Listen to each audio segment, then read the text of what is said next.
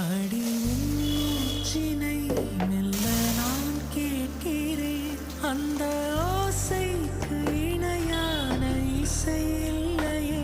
உந்தன் கூந்தல் மூடி கொஞ்சம் அசைகின்றது. அந்த அசைவுக்கு நடனங்கள் இணையில்லையே. சிற்பம், கவிதை, ஓவியம் மூன்றும் சேரும் ஓரிடம். கண்டேன் பெண்ணே நான் உன்னிடம். பெண்ணெல்லாம் பெண் போல இருக்க, நீ மட்டும் என் நெஞ்சை மயக்க. பூமிக்கு வந்தாய தேவதை போலவே. அடடா பிரம்மன் புத்திசாலி, அவனை விட